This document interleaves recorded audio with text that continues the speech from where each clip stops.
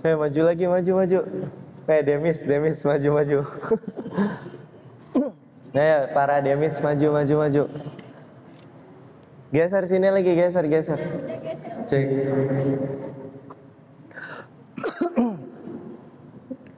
Bismillahirrahmanirrahim. Alhamdulillahirabbil alamin.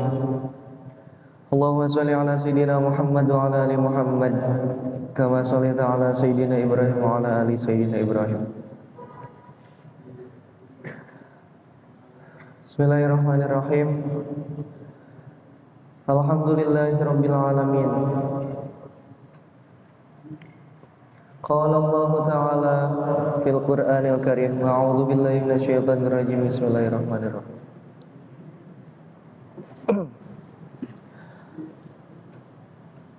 Ya ayyuhalladzina amanu kutiba alaikumus syiyam kama kutiba alal ladzina min qablikum la'allakum tattaqun.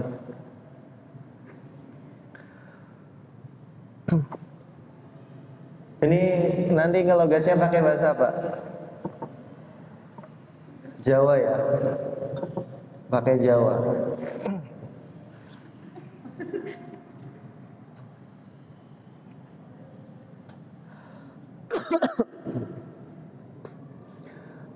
Udah dibuka? Punya kitabnya nggak? Cung yang punya kitabnya.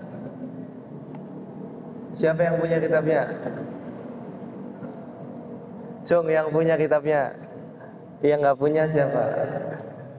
Kitab 12.000 nggak mampu beli. Giliran nasi goreng 15.000 kebeli. Aneh. Seblak 25.000 kebeli. Ini kesepakatan ya, ngelogatnya pakai bahasa Jawa. Karena kita tradisi kitab kuning di pesantren, jadi pakai bahasa Jawa. Tapi tetap nanti penjelasannya pakai bahasa Indonesia. Jadi variatif.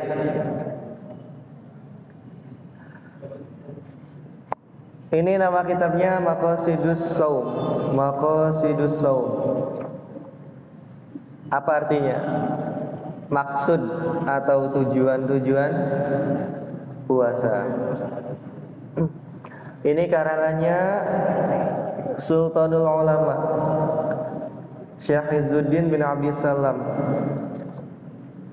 Syekh Izzuddin bin Abdis Salam itu rajanya para ulama. Jadi kalau Sultanul Aulia kan ada Syekh Abdul Qadir Al-Jilani, itu rajanya para wali. Kalau Sultanul Ulama dipegang oleh Syekh Izzuddin bin Abdis Salam. Ya ini nih kitabnya, di antara salah satu kitab. Dan ini juga masuknya Khorasan ya. Ngerti Khorasan nggak? Khorasan itu misal ada satu kitab besar, di dalamnya ada pembahasan puasa misalkan. Nah, di dalam kitab puasa itu ada pasal tentang Maqasidus Shaum. Jadi ini Khorasan. Sama aja kitab-kitab Imam Ghazali kayak apa? Ihya Ulumuddin juz 4. Itu kan bukan juz 4, juz 3. Itu menerangkan puasa. Itu ada kitab namanya Kitabu Asroris Shaumi, rahasia-rahasia puasa. Ya yang diambil ya Asroris Shaum. Ya kayak gini Khorasan. Dan itu dipelajari untuk pasaran. Kayaknya sama deh. Tapi nggak tahu di sini ada nggak yang membedakan puasanya orang alim dengan puasanya orang awam. Puasanya orang alim dengan puasanya orang awam kan beda. Jadi semua yang ada di sini silahkan diniati ngaji, belajar puasa, belajar ilmu puasa, belajar teori puasa. Pakai kitabnya Syekh Izzuddin bin Abdus Salam. Ini sekilas tentang penulis kitab ini. Syekh Izzuddin itu diberikan gelar Sultanul Ulama oleh gurunya. Katakanlah ini apresiasi. Kalau kalian belajar ilmu seni, Di ilmu seni itu kan ada namanya apresiasi. Itu sama, di kitab juga ada apresiasi. Nah, Syekh Izzuddin bin Abi Salam itu mencari ilmu itu nggak kayak kita. Kita umur berapa masuk SD? 6 ya. 6, umur 12 lulus. Ya kalau nggak bandel, nggak turun kelas atau stay di kelas. SMP, SMA, kuliah, terus mondok atau SD, SMP, SMA sambil mondok. Syekh Izzuddin bin Abi Salam itu enggak. Kenapa enggak? Beliau itu terkendala ekonomi. Bahkan beliau itu lahir dari keluarga yang katakanlah miskin. Beliau lahir dari keluarga yang miskin. Kemudian untuk makan aja tuh susah. Bahkan bukan, meskipun punya gelar Sultanul Ulama, itu dari keluarganya itu nggak ada yang punya gelar ulama yang besar, ya kiai lah, bukan kiai gede, ulama besar. Jadi biasa aja. Jadi semasa kecil sampai beranjak dewasa itu nggak langsung cari ilmu kayak kita. Ngapain? Ya mempertahankan hidup untuk makan. Baru setelah dewasa, yang orang-orang udah pada lulus apa SMA misalkan, Syekh Izzuddin itu baru mulai dari nol. Baru beliau belajar dengan serius. Tidurnya di mana coba? Damaskus. Kan beliau orang Damaskus. Itu beliau tidurnya di emperan masjid. Katakanlah di luar, di gerbang depan tuh, pintu depan. Banyak yang, oh iya, belum lagi angin, belum lagi badai, belum lagi wirob, belum lagi serangga-serangga. Itu sampai tidur di pinggiran, di emperan masjid. Aduh, haus. Terus beberapa ulama itu ngasih tahu, Syekh Izzuddin itu pernah mengalami futuh. Tahu futuh ya?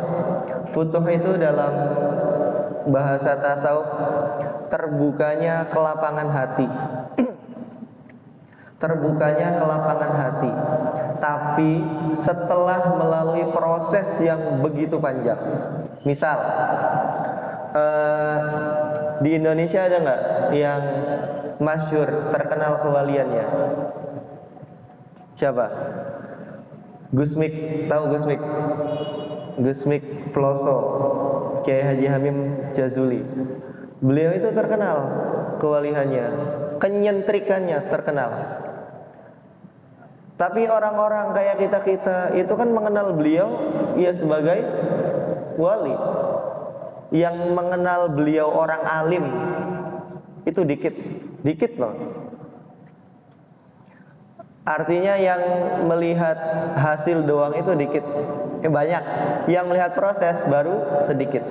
Sama, Syekh Izzuddin bin Abi Salam itu mengalami futuh setelah perjalanan.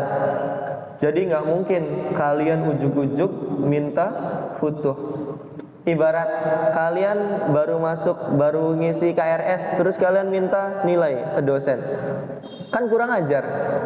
Jadi setelah melalui proses, baru beliau dikaruniai futuh oleh Allah Subhanahu wa Ta'ala. Ceritanya begini, sewaktu malam itu dingin banget. Syekh Izzuddin bin Abi Salam itu tidur di emperan masjid. Beliau ihtilam, tahu ihtilam? Mimpi basah, ihtilam. Beliau itu ragu mau mandi atau enggak. Paksa mandi, tidur lagi, mimpi basah lagi, mandi lagi, ihtilam lagi, mandi lagi. Lah, setelah itu ada yang ngebisik di telinga beliau. Bahasa Indonesianya seperti ini. Kamu mau ilmu atau amal? Kalau kalian ditanya kayak gitu, mau ilmu atau uang? Jawab. Apa? Kalau kalian ditanya, ilmu atau uang?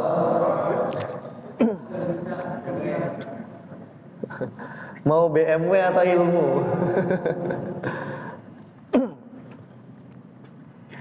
Nah, Syekh Izzuddin bin Abdissalam itu jawab, saya menginginkan ilmu. Kalau amal nanti tercipta dari ilmu. Kalau punya ilmu pasti bisa beramal. Setelah itu hati beliau itu begitu lapang. Lapang itu, nah ini nih analoginya. Tahu lapangan luas, ditaruh keramaian apapun muat. Sama. Kalau hati kalian lapang, ilmu yang kalian pelajari itu mudah. Asal hati kalian lapang, nggak banyak pikiran, nggak ada perasaan benci ke orang, benci ke teman, dendam ke teman. Karena kalau hati kalian nggak lapang, sempit, itu nggak ada porsi untuk menaruh ilmu pengetahuan. Jadi begitu pentingkah menjaga penyakit hati? Banget, terutama demi kewarasan berpikir. Setelah beliau futuh, beliau tekun dalam belajar. Baca kitab fikih karangan gurunya, ia langsung masuk, paham. Ngapalin Qur'annya cepet. Syaratnya benar-benar usaha. Terus ya niat yang tulus lah. Jadi nggak bisa ya. Beliau mendapat gelar Sultanul Ulama itu nggak ujuk-ujuk langsung dapat gelar. Pasti ada perjuangan yang lebih yang dilakukan.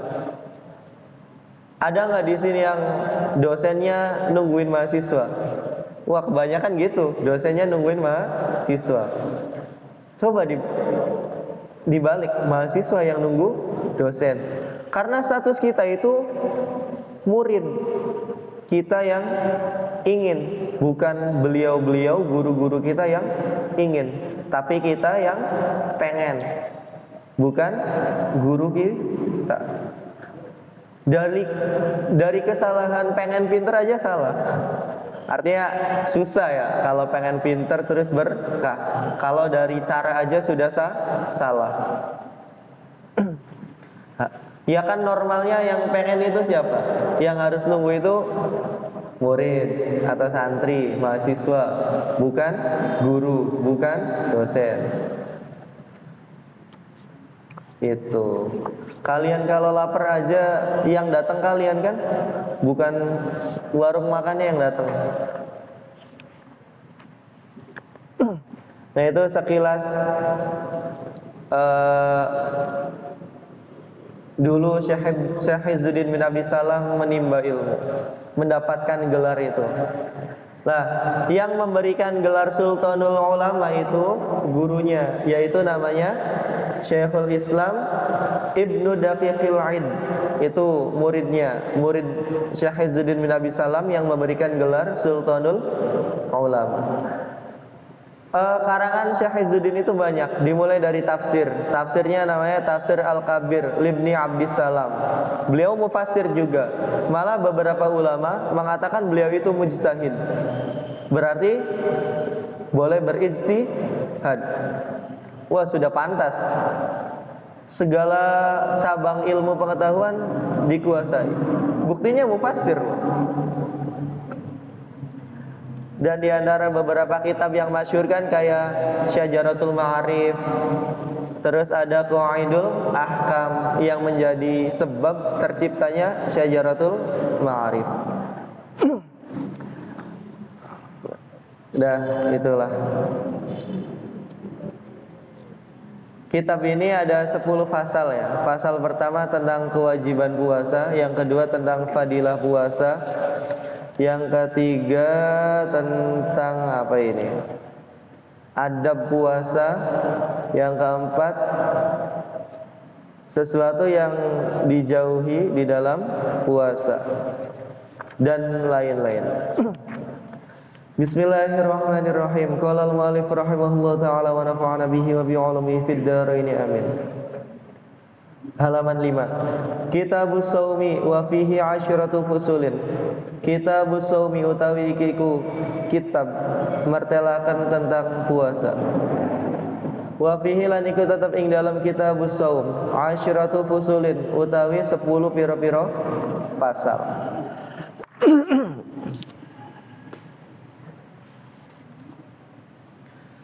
Al-faslu al-awalu fi wujubihi. Al-faslu utawi fasal al-awalu kang pertama iku fi wujubihi ing dalem mertelaken pira-pira wajibe puasa. Qala Allah Ta'ala wa azza wa jalla.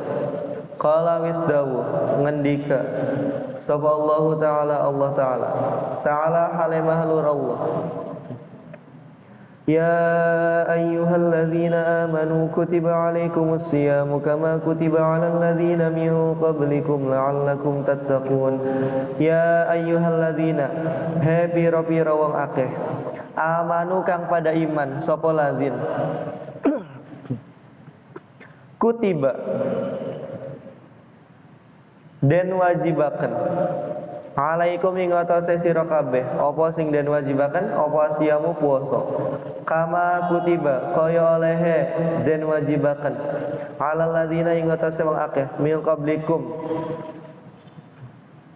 ing dalam sedurunge sira kabeh la'allakum supaya sira kabeh iku tattaquna pada takwa iku tattaquna pada takwa sapa sira kabeh. Wahai orang-orang yang beriman, telah diwajibkan atas kamu atau atas kalian puasa seperti halnya telah diwajibkan atas orang-orang sebelum kamu la'allakum tattaqun. Ma'nahu tawi maknane la'allakum tattaqun. La'allakum tattaqun supaya ana sira kabeh iku tattaquna padha wedi sapa sira kabeh. Wedi ing apa annara ing neraka bisaumihi kelawan puasane sira kabeh.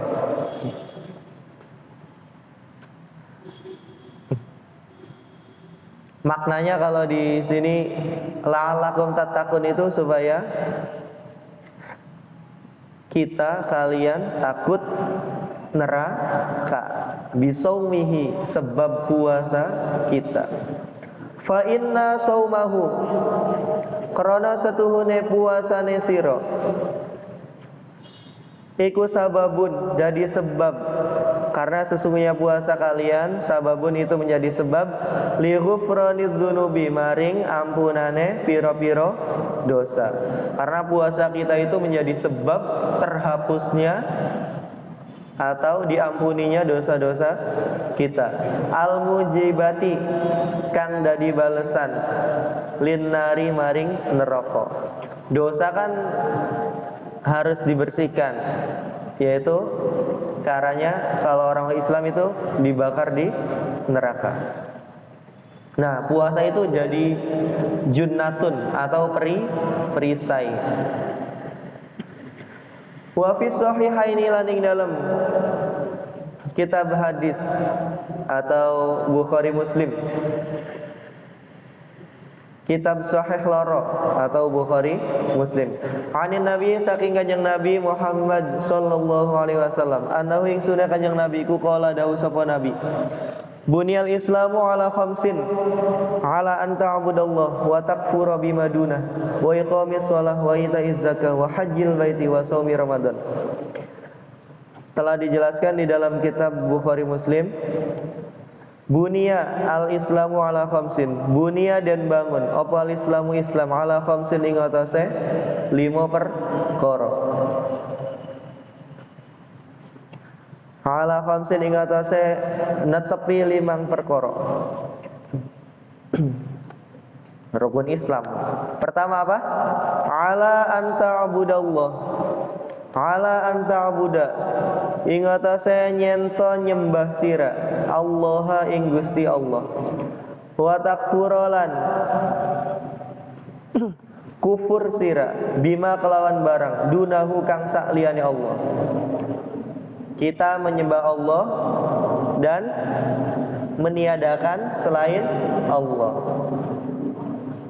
wa iqamis sholati lan jumenengaken salat, mendirikan salat, wa itaiz zakati lan ngetokaken zakat, wa hajjil baiti lan haji ing Baitullah, wa shaumi Ramadan lan puasa ing bulan Ramadan. Jadi jelas ya, rukun Islam salah satunya puasa itu sudah termaktub di dalam Al-Quran, juga termaktub di dalam hadis yang riwayatnya itu atau yang status hadisnya itu sahih, bener lah, tanpa kebohongan. Nah, saya pernah baca Syarah Lubab. Syarah Lubab itu ketika membahas hadis tentang sholat, itu kan Nabi kan sabdanya 3 kali, wa aqimus sholah, wa aqimus sholah, wa aqimus sholah. Itu bukan semena-mena menjalankan sholat yang diwajibkan, tapi mempelajari tentang ilmu sholat yang sangat diwajibkan. Artinya kalau kamu belajar ilmu sholat, maka kamu sudah berkewajiban melaksanakan sholat. Kayak di sini kan sudah diwajibkan puasa, maka kita wajib mempelajari ilmu puasa.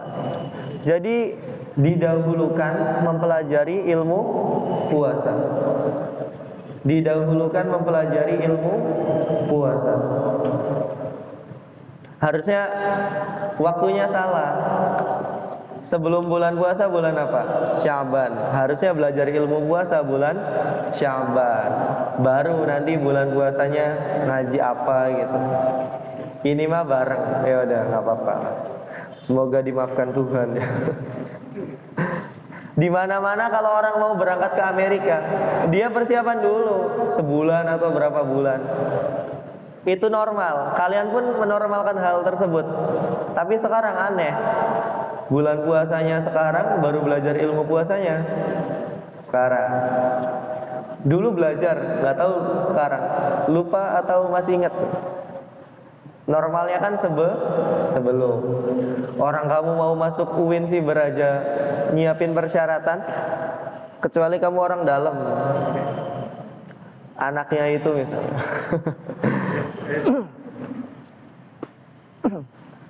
Itu ya, yang ditekankan di sini semua kewajiban yang telah diperintahkan oleh Allah itu kita harus tahu kaifiyahnya, tata caranya, ilmunya. Kamu sholat harus tahu ilmu sholat. Jangan sampai yang termasuk rukun sholat dianggap sunnah. Jangan sampai yang sunnah dianggap wajib. Wah, itu membatalkan puasa. Di antara syarat-syarat yang membatalkan puasa kan, kita tidak boleh meni'tiqadkan yang sunnah ke dalam wajib. Begitupun sebaliknya, yang wajib ke dalam sunnah. Atau sebelum sholat deh, syarat sahnya itu harus wudu. Wudunya bener nggak? Dan diantara yang membatalkan wudu itu salah satunya tadi, tidak boleh meni'tiqadkan yang wajib ke dalam sunnah. Begitupun sebaliknya, yang sunnah wudu malah dikatakan wajib. Fardu wudu berapa? 6. Sunnah-sunnahnya ya yang selain yang 6 itu. Terus misalkan ada kendala, misalkan kakinya sakit, kan nggak bisa dibasuh, itu gimana caranya? Wah, ya nggak usah, diamputasi aja. Wah, repot pokoknya. Belajar ya, belajar. Jangan sampai masuk status orang-orang yang ibadah, tapi nanti di akhirat nggak dianggap ibadah. Misal, si A, kamu sholat gak? Sholat, tapi tetap dipendungin malaikat. Berarti status dia nggak sholat. Terus dia mikir, oh iya, selama ini sholat saya berarti, wah jangan-jangan nggak sah. Diteliti, wah ternyata nggak tahu ilmu. Makanya banyak para ulama ngomong, wa kullu man ya'mal bi ghairi ilmin, siapapun yang beramal tanpa ilmu, amaluhu mardudatun latuk balu, maka amalnya tidak diterima, ditolak lah. Ya itu normal. Kamu kalau baca hadis yang tentang sholat, itu pasti nanti di penjelasannya ai bita'limi arkanihi, yaitu dengan mempelajari rukun-rukun sholat atau mempelajari ilmu-ilmu sholat lah. Ya sama kayak kalian mau berangkat haji, kalian ada pelatihan manasik, yaitu belajar. Jadi belajar ibadah itu sebelum melaksanakan ibadah. Biar apa? Biar maksimal. Bahaya kalau nggak maksimal, nanti nyesel. Eman kan berangkat haji berapa juta? 50 juta misal. 50 juta. Iya sekarang 50 juta, 50-60 jutaan. Kalau daftar masih 25 juta. Itu kalau berangkat ke sana kalian tanpa manasik, tanpa ilmu haji, wah merepotkan orang yang pemandu KBIH-nya, bimbingannya. Jadi sepenting itu ilmu. Puasa wajib, tapi mempelajari ilmu puasa juga wajib. Apa-apaan kamu ibadah tanpa ilmu, pelecehan itu.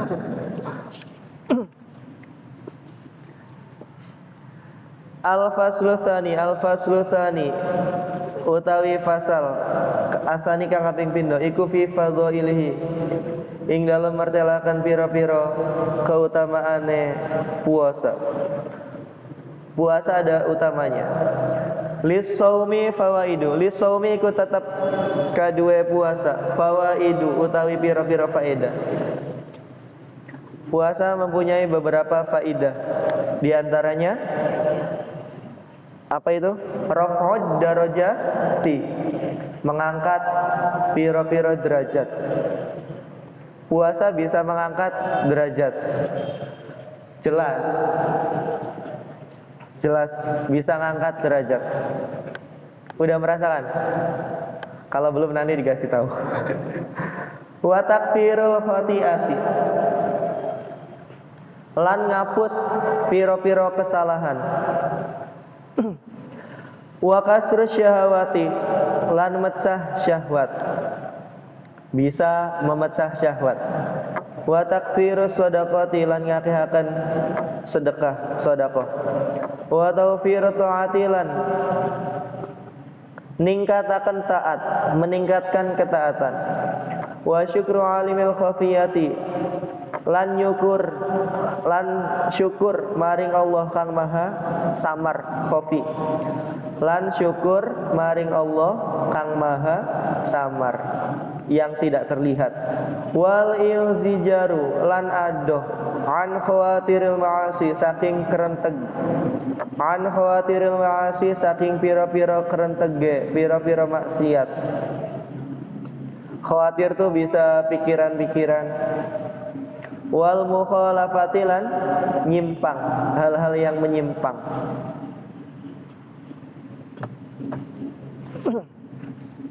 Nah itu udah kelihatan ya, puasa itu banyak faidahnya. Kalau kamu mau naik derajat ya puasa. Kalau kamu mau menghapus kesalahan ya puasa. Kamu mau syahwatnya terkendali ya puasa. Kamu pengen dianggap sodako ya puasa. Kamu pengen meningkatkan ketaatan ya puasa. Penjelasan yang pertama, fa amma raf'ud darajati, anapun utawi ngangkat piro-piro derajat, fali qaulihi sallallahu alaihi wasallam, mongko iku krana dawuhe Kanjeng Nabi Muhammad sallallahu alaihi wasallam. Apa bunyinya? Idza jaa ramadhanu futihat abwabul jannah wa ghuliqat abwabun nar wa suffidat asyayatinu.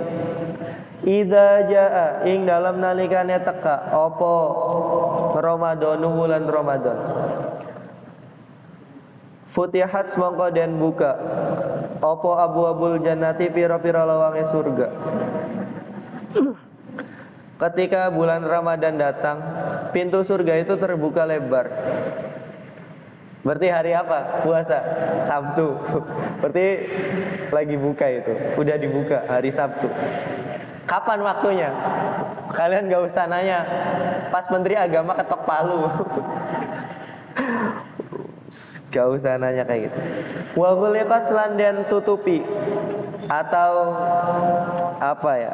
Ditirai apa abu-abun nari pira-pira lawange neraka wa sufidas lan den rantai den belenggu apa syayatinu pira-pira setan.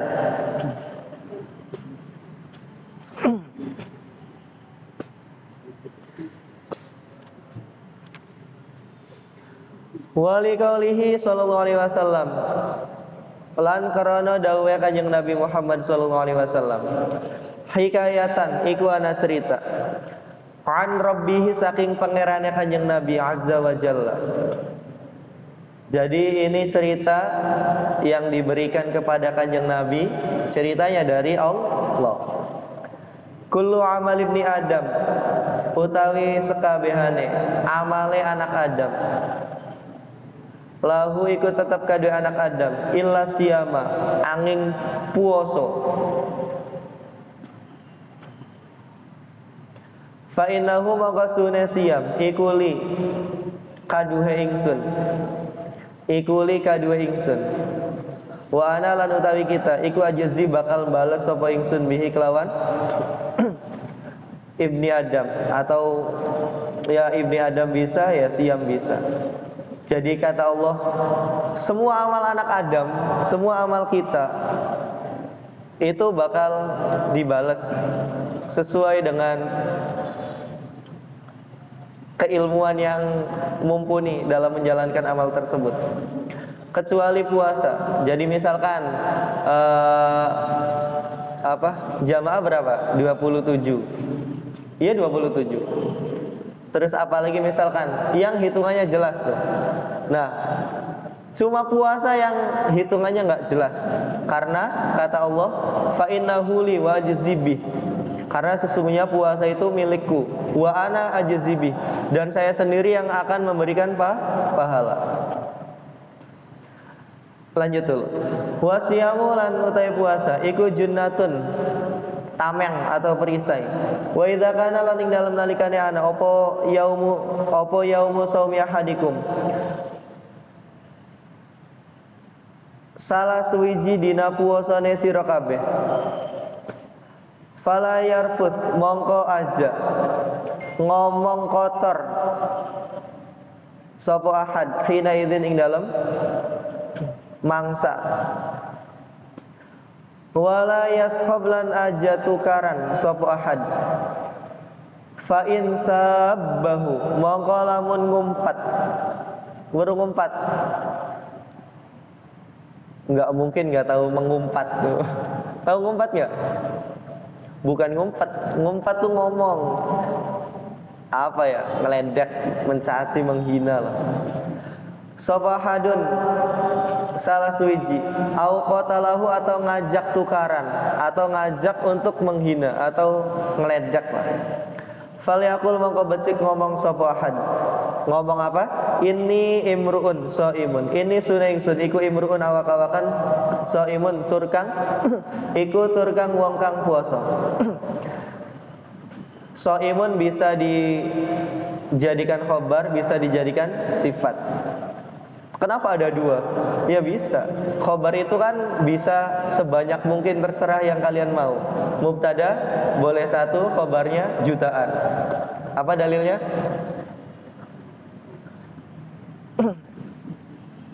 Ayo, alfiyahnya keluarin. Itu di pembahasan alfiyah paling akhir. Di pembahasan bab khobar terus paling akhir. Dulu saya hafal, sekarang lupa.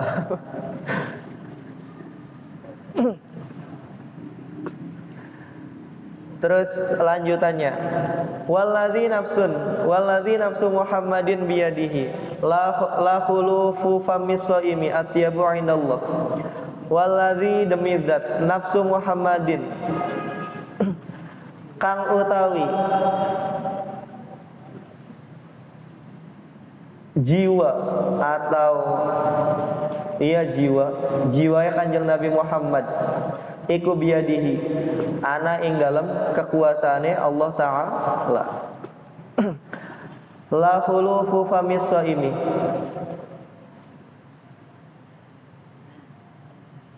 apa khuluf tuh mambune, mambu, atau bahasa kotor bahasa Jawanya bacin. Bacine cangkeme wong kang puasa iku atyabu luwih wangi. Iku atyabu luwih wangi indallahi ing dalam sandinge Gusti Allah. Yaumul kiamat ing dalam dina kiamat. Luwih wangi ketimbang apa? Min riyahil miski, tinimbang wangi misik. Walis shaimi lan iku tetep kadue wong kang puasa farhatani utawi bunga loro, dua kebahagiaan. Yafrahuhuma, bunga sapa shaim. Idza aftara, pertama, idza aftara ing dalam nalikane buka sapa shaim. Fariha mongko buka. Fariha mongko bunga bifitrihi kelawan bukane shaim. Itu yang pertama. Yang kedua, wa idza laqiyalan ing dalam nalikane tetemu sapa shaim Rabbahu ing pangerane shaim. Fariha mongko bunga bisaumi, fariha mongko bunga sapa shaim bisaumihi kelawan puasane shaim.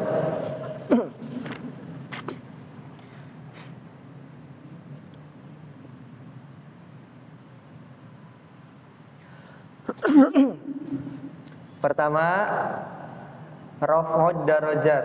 Apa artinya raf'ud darajat itu? Mengangkat derajat. Entah itu derajat yang dalam bentuk dunia ataupun akhirat. Berarti yang derajat akhirat itu kayak derajatnya naik. Yang tadinya kelasnya 1 naik 2, 3. Kalau yang dunia misalkan yang tadinya masih tutor naik jadi dosen. Dosen naik jadi apa? Wakil dekan. Wakil dekan naik dekan. Habis dekan naik warek. Naik lagi rektor. Atau guru besar. Itu yang kelas dunia. Kelas akhirat beda lagi. Tapi ini tergantung pengetahuan kita tentang puasa ya. Karena kan saya tadi udah bilang, puasanya orang alim dengan orang awam itu berbeda. Bedanya di mana? Ini ada di kitab Irsyadul Ibad ada, di Nasaihul Ibad ada, di Minhajul Abidin karya Imam Al-Ghazali ada. Puasanya orang awam itu berbeda dengan orang alim. Puasanya orang awam itu ya sesuai dengan definisinya. Nahan puasa, nahan makan, minum dari pagi sampai maghrib. Udah itulah gampangnya. Ya gitu doang. Gibah ya tetap gibah. Ngomongin temen ya tetap, mengkel ya tetap, apalagi marah-marah ya tetap. Itu orang awam. Orang alim ya sesuai dengan namanya, alim pintar, awam goblok lah. Orang alim berarti tahu ya. Berarti tahu itu tahu tentang ilmu puasa. Ya tentang puasa batinia ataupun yang zohir. Mereka itu bukan hanya sekadar menahan makan dan minum, tapi juga menahan hawa nafsu. Nafsu yang secara lahiriah, juga nafsu yang secara batiniah. Kadang kita memikirkan yang batiniah itu bagian apa? Menurut kalian hati itu kan di dalam ya. Itu masuknya batiniah atau lahiriah? Batiniah atau lahiriah? Hah? Wah lama banget ya, batin ya. Kata saya itu masih lahir. Hati itu masuknya lahir. Kalau yang batin itu ruh. Ruh itu batin. Malah kata guru saya, lahiriah batiniah. Lahiriah itu dibagi dua, ada yang lahiriah luar, ada yang lahiriah dalam. Nah, lahiriah dalam itu isinya ya hati. Kalau yang batiniah juga sama, luar dan dalam. Yang dalam berarti bagiannya ruh. Ruh itu yang isinya kamu punya sifat manusia, kamu punya sifat ketuhanan, kamu punya sifat kayak hewan, kamu punya sifat kayak setan. Ya gampang membedakannya. Kalau sifat kehewanan, ya makan, minum, ke kamar mandi, itu sama, kita seperti hewan. Kalau manusia pikirannya makan mulu, berarti lagi jadi hewan. Kapan muncul sifat keilahiannya? Kalau setiap hari diisi dengan mikirin makan, minum, berarti jadi hewan terus. Secara kias hewan, tapi secara bentuk manusia. Maka nggak usah baper kalau diomong, "Woi, apa misalkan satuan misalkan." Nggak usah baper. Itu secara lahiriah. Secara batinnya, wah jelas hewan. Karena cuma mikirin makan, minum, orientasi setiap hari makan, minum, baca buku, deres kitab, beramal soleh, nggak ada. Wah itu kacau. Maka diadakanlah puasa. Gunanya apa? Ya tadi, meminimalisir yang tadinya mikirnya makan, minum 100%, ditambah puasa, berkuranglah 10% misal. Dikasih porsi untuk memikirkan apa, baca buku, deres kitab, hal-hal baik tuh. Nah itu, kalau kita nggak tahu tentang pengetahuan puasa, ya terus yang dimaknai kita puasa itu ya cuma nahan makan dan minum. Nggak ada nahan nafsu secara lahiriah dan batiniah. Oke lah, nggak usah melenceng jauh. Pelajari tentang nafsu yang secara lahiriah itu. Yang secara batiniah mah biasanya dipendam sendiri-sendiri karena nggak tahu. Makanya kalau kita nggak tahu ya harus belajar. Nah, naik lagi. Setelah puasanya orang awam, ada puasanya para orang-orang soleh yang sudah mencapai derajat muqarrabin, orang-orang yang dekat dengan Allah. Puasa mereka ngapain? Iya, bukan sekedar makan minum. Orientasinya enggak nanti makan apa ya, bukanya ya. kita kan receh sekali mikirnya nanti makan apa ya. Kecuali ya maaf yang nggak ada uang. Itu nggak apa-apa mikirin. Karena mempertahankan hidup itu hukumnya wajib ya. Nah mereka itu orientasinya nggak mikirin makan minum, orientasinya ya naik kelas lah. Gimana caranya memberikan makan dan minum. Kita kan yang masih mental miskin, pikirannya nyari takjil yang gratis. Di mana? Masjid Al Jamiah, musibah. Kang Misbah nanti ditutup ya kayak gitu. Bahaya, mahasiswa mentalnya kayak gitu. Latihan mentalnya memberi.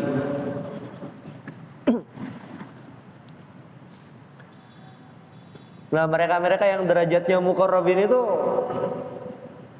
puasanya nggak mikirin makan minum, nggak sekedar mikir nahan makan dan minum, tapi ya mikirin gimana caranya ditahan nafsu secara lahiriah dan nafsu secara batiniah. Ini saya punya konsep ya. Ini konsep yang pernah saya laksanakan. Kalian tahu nggak? Karena enggak. Kalau kalian pernah belajar filsafat logika, itu di antara karakteristik otak itu ada yang namanya refleks. Refleks itu misalkan ada knalpot, kalian pegang knalpot, itu langsung menghindar. Ya tahu karena panas. Itu sama loh. Kayak orang ilmu, kayak orang punya ilmu, melaksanakan ibadah, Misalkan ibadah yang derajatnya naik kayak puasa nih, yang tadinya mikirin cuma nahan makan minum, itu nanti misalkan udah tahu ilmunya, itu nggak bakal kepikiran, oh iya makan minum mah biasa normal. Itu bakal kepikirannya, oh iya naik, apa nih yang harus dibenahi. Jadi otomatis otak itu refleks. Jadi misalkan, oh menahan hawa nafsu, berarti ditahan. Nafsu yang seperti apa yang harus ditahan? Itu bakal refleks mikirin hal yang seperti itu. Cuma masalahnya kita kan yang nggak pernah sedikit baca kitab, sedikit refleksi, ya jadinya nggak naik-naik kelas. Jadi penting ya, puasa nahan makan, nahan minum padahal ada uangnya itu penting. Gimana rasanya kesusahan orang yang nggak ada uang, untuk makan aja susah. Ya itu secara psikologis kena loh. Bagi yang neliti, yang nggak neliti ya nggak tahu. Terus naik kelas lagi, ini yang nggak bisa kita tiru. Puasanya para nabi. Puasanya para nabi beda dengan puasanya orang awam, terus dengan puasanya orang-orang soleh, dengan para aulia, para wali, itu beda. Para nabi ya para nabi punya kedekatan yang spesial di sisi Allah.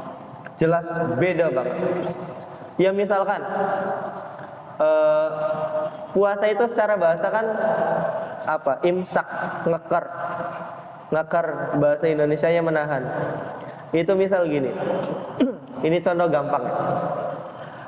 Kita kalau ingin bertindak itu kan pasti mikir dulu. Ya, para nabi enggak, mereka bertindak setelah turun wahyu. Bayangin kalau mereka bertindak tanpa nunggu wahyu, seenaknya. Itu kan dalam tanda kutip tidak menahan, tidak puasa lah. Puasa dalam artian taat kepada Allah. Normalnya kan para nabi itu kan nunggu perintah wahyu, nunggu wahyu turun baru melaksanakan. Itu normal. Kita nggak mungkin, nggak usah nunggu wahyu, udah lakuin aja. Itu bedanya. Jadi apa ya? Ketaatan mereka para nabi itu bisa dikatakan puasa dalam artian tunduk. Menahan apa? Ya menahan yang sudah ditentukan oleh Allah.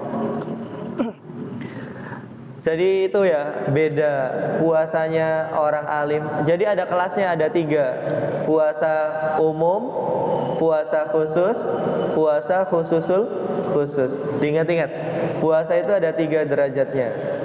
Puasa umum, puasanya orang awam. Umum kan banyak, kebanyakan orang kan cuma nahan makan dan minum.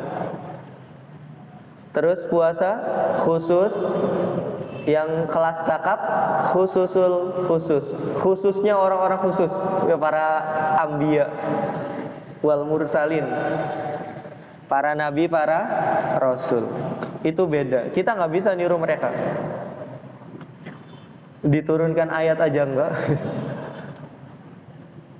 Apalagi yang beda ya. Oh iya.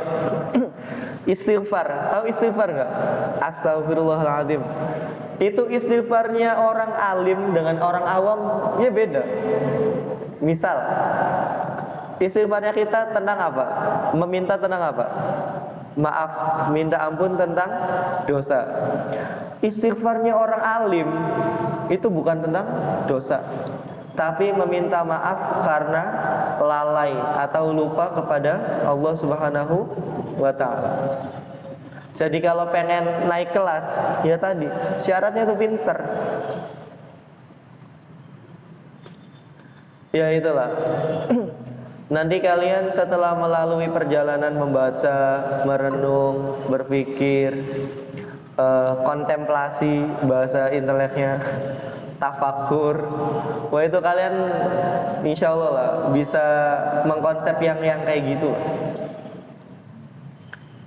Kenapa bisa naik kelas dari tadinya istighfar karena dosa, terus naik kelas istighfar karena lupa dari Allah Subhanahu wa Ta'ala.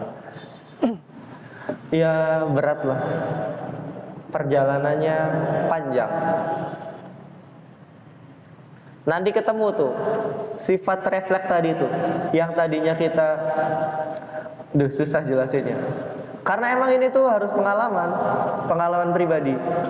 Jadi misal ada orang istighfarnya itu masih karena dosa. Nah, setelah dia naik kelas, mengetahui tentang, oh iya, ini tuh statusnya haram, maka harus dijauhi. Ini nggak boleh, ini nggak boleh, ini nggak boleh, ini nggak boleh. Setelah tahu pengetahuan tentang hal tersebut, terus tahu ilmu pengetahuan tentang, oh ya, istighfarnya orang alim itu meminta ampunan karena lupa dari Allah Subhanahu wa Ta'ala. Itu hal-hal yang statusnya haram, itu secara otomatis terhindarkan loh. Ya itu yang dimaksud refleks itu. Ya tapi ya tadi, baca, merenung, kontemplasi, nahan, baru nanti punya sifat refleks tadi. Ya harus bisa lah. Katanya pengen jadi kekasih. Itu yang dimaksud raf'ud darajat, naik kelas. Naik kelas itu ya tergantung pengetahuan kita tentang ibadah yang kita lakukan. Misalkan puasa, ya tahu tentang ilmu puasa, nanti naik kelas. Ya kayak tadi, puasanya orang awam itu ngapain, puasanya orang khusus itu ngapain, puasanya khususul khusus itu ngapain.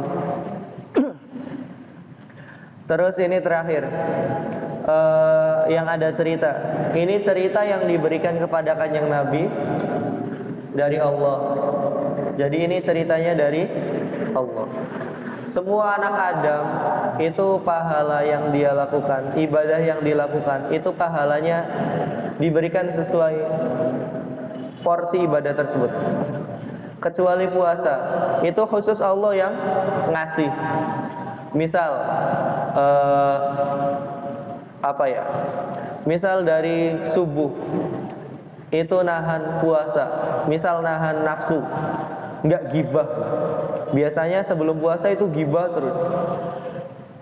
Dia nahan gibah dari subuh sampai zuhur, berarti itu dicatat puasa. Berarti dari zuhur sampai maghrib dia gibah terus, berarti itu nggak dicatat. Itu kan nilainya kan berbeda. Ya itu gampang ya, hanya Allah yang mampu menilai. Maka karena hanya Allah yang menilai, kita harus punya bekal lebih, terutama tentang pengetahuan tentang ilmu puasa tersebut. Kalau nggak punya ilmu pengetahuan, ya saya nggak tahu nanti dicatatnya berapa. Misalkan total nilainya 10.000, terus ditulis cuma 10. Wah itu kan rugi besar ya. Ya misalkan karena nggak tahu ilmu puasa, tahu-taunya pahalanya cuma dapat 10. Misalkan totalnya 10.000, itu rugi nggak? Wah rugi banget itu. Makanya penting ya untuk mempelajari ilmu puasa, ilmu ibadah yang lain itu penting. Ilmu itu di atas amal. Nggak ada ilmu ya nggak bisa beramal. Beramal tanpa ilmu, wah tanda tanya, ini mau diapakan? Itu. Terus dari beberapa kitab yang pernah saya baca, di antara salah satunya itu Ihya Ulumuddin juz 4. Ketika membahas tentang sabar, ketika Imam Ghazali membahas tentang sabar, Imam Ghazali itu pasti memasukkan, bahkan di kitab yang lain itu pasti membahas tentang puasa. Kenapa? Kata Imam Ghazali, as-saumu nisfus sobri, puasa itu separuhnya sabar. Puasa itu separuhnya sabar. Baru setelah itu Imam Ghazali memberikan apa itu sabar, begini. Dan itu kaitannya ya dengan puasa. Dan Imam Ghazali sama memasukkan yang seperti ini. Semua pahala itu dihitung dengan porsi ibadah masing-masing, kecuali puasa. Ya tadi, kata Allah, fa innahu li wa ana ajzibi. Karena puasa itu milikku dan saya sendiri yang akan memberikan pahalanya. Ya sama kayak sabar. Kalian nahan makan dan minum itu karena sabar kan? Ya sama. Allah akan membalas dengan kesabaran kita. Sabar enggak nahan makan minum? Sabar enggak untuk tidak mengatakan, "Weh, jancok," misalkan. Itu sabar semua ditulis itu. Terus misalkan ada temen yang nyebelin, ya kasih tahu, jangan nyebelin, saya lagi sabar. Kalau saya nggak lagi puasa, tak bakar kamu. Ya ini kan sama. Apa? Wa idza kana yaumu shaumi ahadikum fala yarfuth. Ketika kamu lagi puasa, kamu jangan ngomong kotor. Terus kamu jangan bertengkar. Terus ketika ada orang yang mengumpat, tahu ngumpat? Ngumpat tuh rasis lah katakanlah, atau ngeledek, atau menghina, mencaci. Atau ada yang ngajak kamu, ayo bikin ujaran kebencian ke ini. Kamu harus bilang, ini imru'un shaimun, saya itu orang yang sedang berstatus puasa. Nggak apa-apa ngomong kayak gitu. Walladzi nafsu Muhammadin biyadi, demi zat yang jiwanya Nabi Muhammad itu berada di dalam kekuasaan Allah.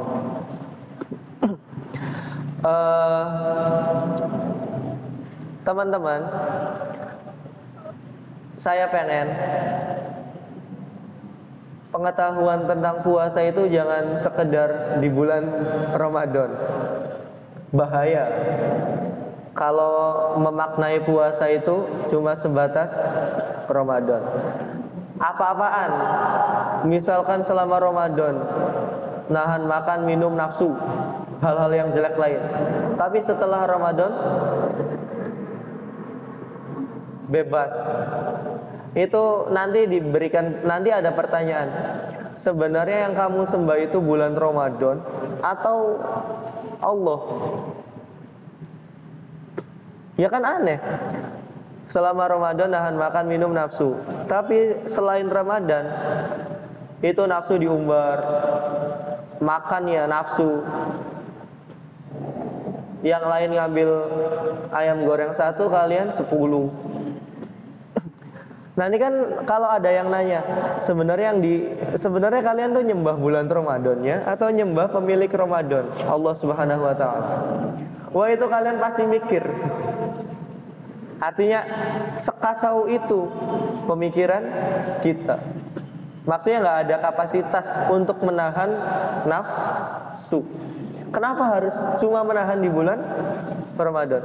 Sebodoh itukah pikiran kita? Separah itukah cara berpikir kita? Wah ya aneh. Ya ini harus, untuk menanggulangi hal tersebut ya butuh ilmu pengetahuan yang banyak. Ya seperti yang dikatakan tadi di awal. Ilmu itu punya sifat namanya refleks. Kalau kamu udah sering baca, merenung, kontemplasi, itu bisa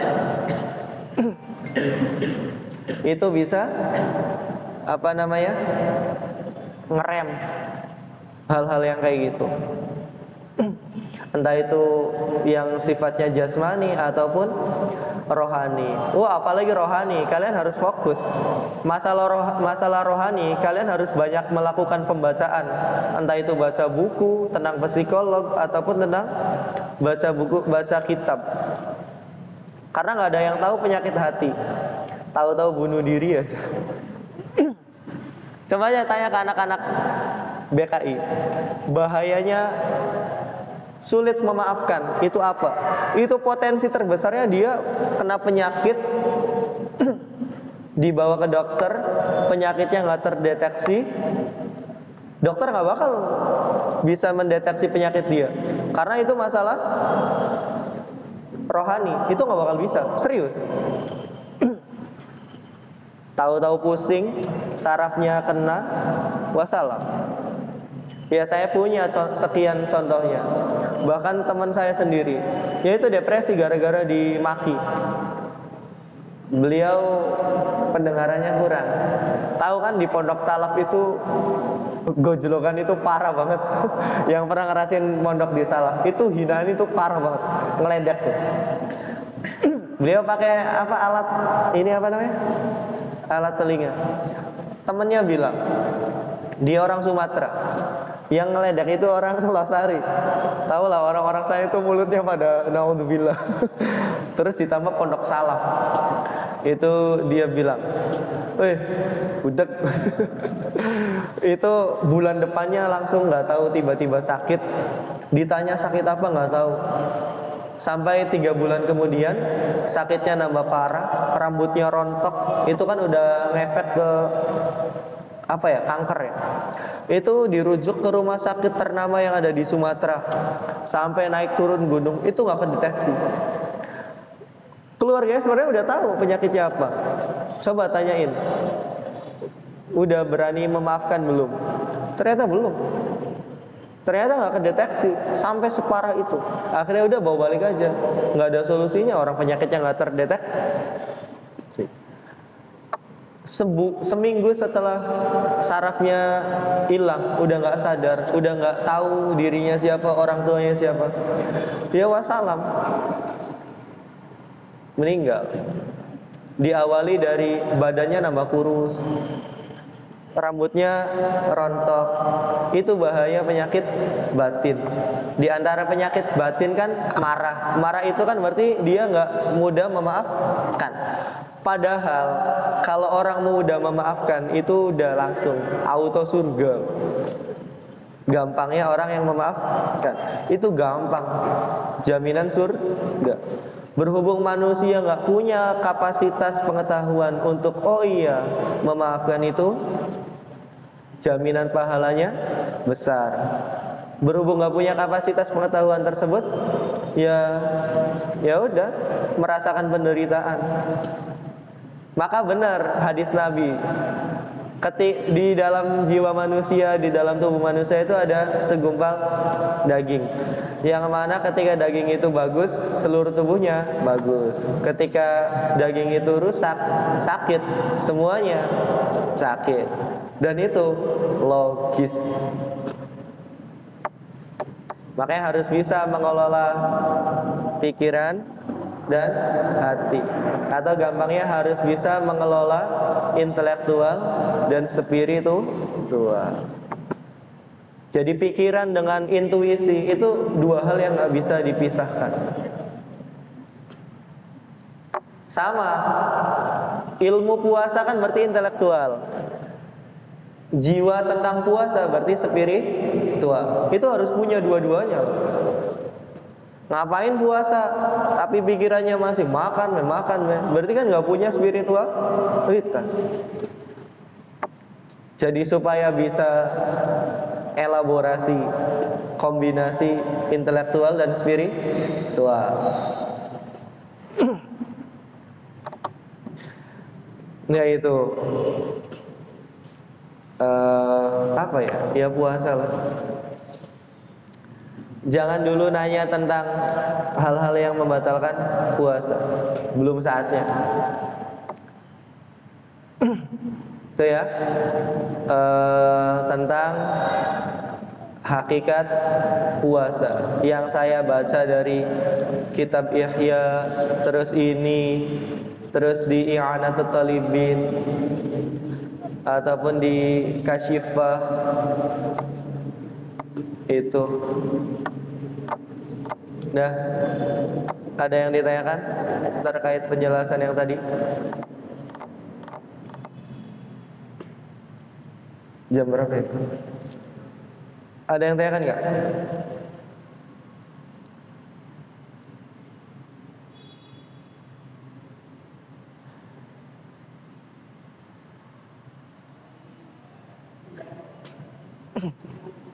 Kalau nggak ada dicukupkan ya.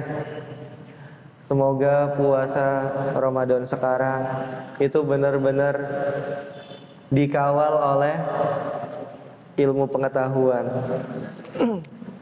Ada yang udah baca status saya belum? Puasa yang baik adalah puasa yang dibimbing oleh guru dan dipandu oleh ilmu pengetahuan. Maksud dibimbing guru itu ya puasa batini ya, harus ada gurunya. Terus yang dipandu oleh ilmu pengetahuan ya ilmu pengetahuan tentang ilmu puasa. Kan kita nggak mungkin puasanya di status puasa umum. Kalian pengen kan naik kelas? Puasa naik kelas, puasa khusus. Berarti puasanya orang-orang soleh, orang-orang yang sudah mencapai dekat derajat muqarrabin.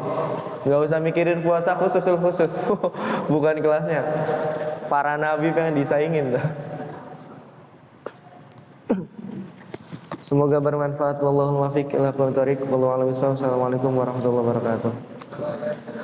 Subhanakallahumma wa bihamdika asyhadu an la ilaha illa anta astaghfiruka wa atubu ilaik.